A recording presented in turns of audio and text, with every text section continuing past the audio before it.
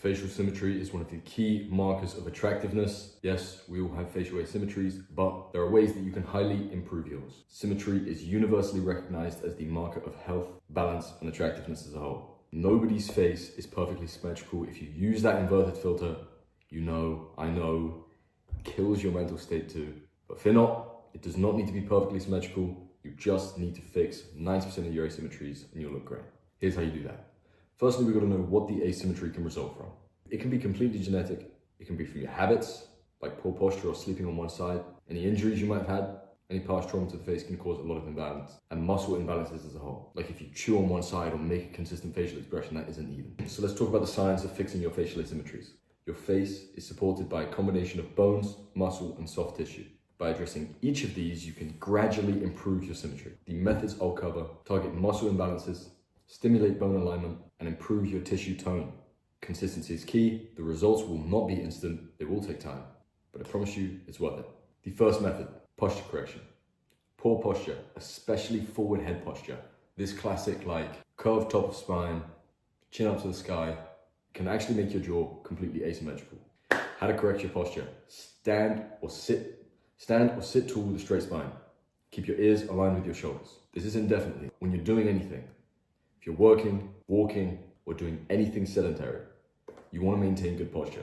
Hit the gym and strengthen your neck and back muscles, especially your upper back. Other videos about your jawline talk about how neck training can also heavily fix your posture. Fixing your posture can improve your facial alignment over a course of months. The second method, chewing alternately.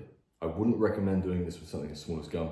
Repetitive chewing in small ranges of motion can often result in TMJ. It's better to stick to what I always preach, which is natural, hard, tough foods, things like crusty bread, carrots, or steak, and use this to chew more so on the weaker side. You'll know what side is weaker by taking a face-on picture and just seeing which masseter is more developed. Whichever one is less developed, chew on that side. It's important not to chew 100% on that side because that can put too much strain on it too quickly. Just make sure that about 70% of your chewing is done on the weaker side. Again, these results will take months, but they are worth it. Because also, if you can see asymmetries in your masseter development now, it's only going to get worse. That's your body showing you that your habits are building uneven muscle foundation. You're only going to keep building as you grow. So you got to fix it now. Third method, facial exercises. When doing the right facial exercises, you can activate underused muscles and relax overused one to bring about more symmetry as a whole. First exercise I want to talk about is resistance smiling. You place your fingers on the top corners of your mouth and you want to smile in an upwards turned smile like this and push against that. You're going to feel the resistance of your orbicularis oris and it activates weak cheek muscles that might be causing any imbalances by ensuring that you train both sides evenly. Do it for 20 seconds at a time, 10 minutes a day, rest in between. Another exercise is eye area balance, independent eyebrow control. I have more videos that touch on this too. Practice in the mirror, trying to train one eyebrow and then the other eyebrow. People often ask, how did I even get positively tilted eyebrows when they always used to look like this? It's independent eyebrow control, highly useful skill. If you notice that one eyebrow is weaker than the other, do more repetitions on that side. Eventually, over time, it will be up to speed just like the other one. Another cause of your asymmetry might be to do with facial massages and myofascial release. These work because it releases the tension in the overused muscles, but also improves your facial circulation, giving you a more balanced appearance. To do this the most effectively, I recommend using a gua sha, going along your jawline, along your cheeks, up at the temples. You can either do these in pushing motions or in circular motions. It's totally up to you, whatever feels best. And I would recommend using your facial moisturizer or some type of oil to make sure that the gua sha doesn't grip to your face and everything runs smoothly. You can expect these results in weeks. It's great. Let's talk about sleep habits. If you didn't know, sleeping on one side can not only encourage more fluid to be on the bottom side, but it can actually also compress your facial bones over time, especially if you're younger. And if you want to fix this asymmetry, I would not recommend sleeping on the other side. Just go straight to back sleeping. Over time, your body will adjust and will understand that that is the right position to be in instead of trying to counteract any other bone compression or fluid changes that have happened in your face from sleeping on the other side.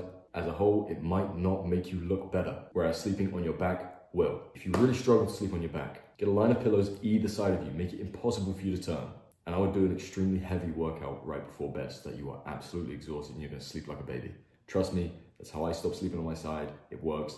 Now I don't even think about it. Let's talk about mewing. Mewing works. I'm sick and tired of everyone saying that mewing doesn't work. It does, 100%. The proof and the evidence is clear. If you don't know, mewing was deemed bad by a particular individual in this space who wanted to sell his own course, acting like he reinvented the wheel. I'm not going to call him out because I'm not the type of guy to like beef, but he tried to push his own agenda of what he thought was better than mewing. That led to a notion of everyone believing that mewing is bad when it is not. Mewing is great. Don't ever stop. Proper tongue posture will help align your jaw and make your facial features more symmetrical over time. Rest your tongue flat against the roof of your mouth. Bonus points if you can do this with pressure throughout the day.